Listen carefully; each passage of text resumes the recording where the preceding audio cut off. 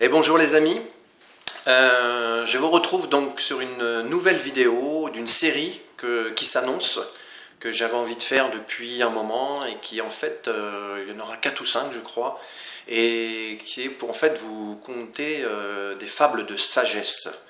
Des fables qui m'ont touché personnellement, qui m'ont apporté, qui m'ont enseigné et que j'ai envie de partager avec vous. Voilà, pour des enseignements que ça a pu m'apporter, si ça peut vous apporter. Voilà, j'ai beaucoup de joie à le faire. Donc, comme d'habitude, moi je suis en direct live. Il n'y a pas de coupure, je fais du direct parce que mon téléphone ne me permet pas de couper comme certains youtubeurs que je suis et qui m'inspirent et qui ont du matériel plus perfectionné que moi. Ils arrivent à couper et faire des arrangements, de reprendre quand ça va pas et tout ça. Moi je suis obligé de faire vraiment en live direct à l'instant présent avec ce qui vient. C'est pas facile, donc je vous demande d'être indulgent et je fais de mon mieux. Voilà. Donc la première fable que je vais partager avec vous, c'est la première justement qui m'a beaucoup apporté il y a 6 ou 7 ans. Elle m'a beaucoup enseigné, elle m'a donné des ailes, vous allez comprendre pourquoi, le petit rapport que je fais. Et certains la connaissent peut-être, et elle m'a fait du bien. Moi quand je l'ai entendue, j'étais à une période de ma vie où je me questionnais sur le sens de ma vie et qu'est-ce que je pouvais faire. Et cette simple fable m'a vraiment apporté des solutions et m'a soulagé. Donc c'est pour ça que c'est la première que j'ai choisi à vous partager, parce que je la trouve vraiment comme toutes les autres, mais celle-ci particulièrement belle et enseignante. Donc certains doivent la connaître, parce qu'elle commence à être de plus en plus répandue, surtout dans le milieu entre guillemets spirituel. Je fais attention aux mots, je ne vais pas essayer de trop cloisonner les gens, mais les gens, je préfère dire dans un éveil de conscience, voilà, et on la reçoit toujours au bon moment.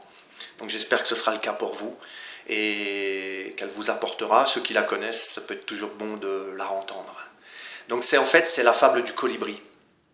Très belle fable. Donc on se retrouve dans un beau pays, quelque part dans le monde, peu importe où. Le principal c'est de s'imaginer. Et là, dans ce pays, il y a une belle forêt, une forêt luxuriante, très belle. Et tous les animaux, ils vivent en harmonie, ils sont heureux, ils ont tout ce dont ils ont besoin. Et tout se passe pour le mieux. Mais un jour, le feu prend dans cette forêt. Et ça s'embrase et tout commence à brûler. Les animaux paniqués sortent de la forêt et se mettent tout autour en regardant le désastre qui se passe de leur magnifique forêt qui brûle. Et tous les animaux regardent ça avec plein de tristesse et se plaignent devant ce désastre. Et on les entend dire « Oh, notre belle forêt, qu'est-ce qu'elle devient? Oh, qu'est-ce qu'on va devenir? C'est triste de la voir partir comme ça. Oh, c'est... » Et tous les animaux se plaignent et se plaignent. Et pendant que les animaux se plaignent en regardant ce désastre se dérouler sous leurs yeux, il y a un petit colibri qui depuis un moment vole très très vite vers la rivière la plus proche. Il prend quelques gouttes dans son bec, il revient vite et il les jette sur le feu. Et aussitôt qu'il a terminé, il retourne à la rivière, reprendre quelques gouttes dans son bec.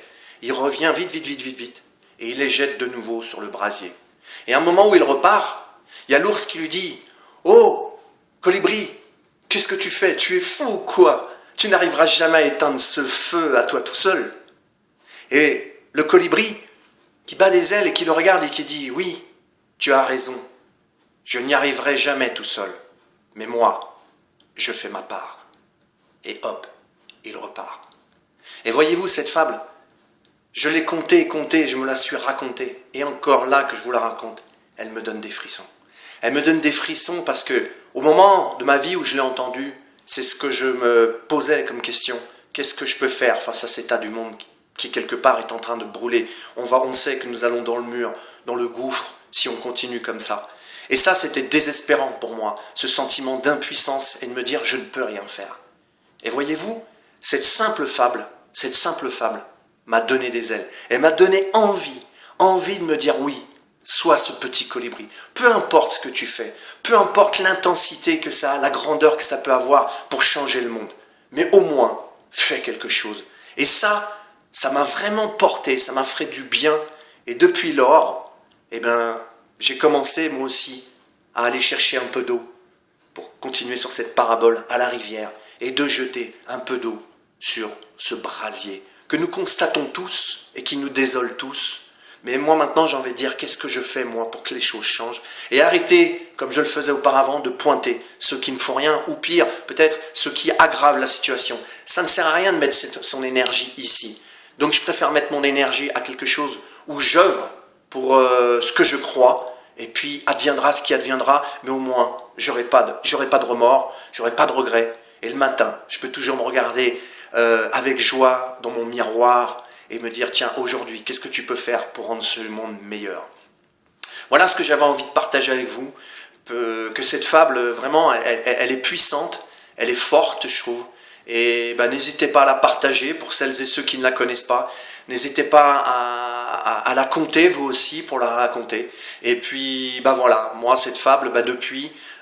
j'ai écrit un livre pour témoigner un peu aussi de mon histoire, pour un livre qui traite sur la tolérance, l'exclusion, et qui m'a mené ensuite à donner des conférences sur le mieux vivre ensemble, et je continue, je fais des cercles de parole sur des séminaires qui s'appellent séminaires d'éveil à soi, et ce sont plein de petites choses en fait, mais qui me font vraiment du bien, et a priori avec les retours que j'ai, il y en a à qui ça sert, ça apporte, et ça me fait vraiment du bien, ça me met du baume au cœur, et voilà pourquoi j'ai eu envie de partager cette fable avec vous, cette première, il y en aura d'autres, que je trouve aussi très belles, et qui sont aussi très enseignantes, et qui peuvent apporter du baume au cœur, voilà, c'est ce qu'on a besoin.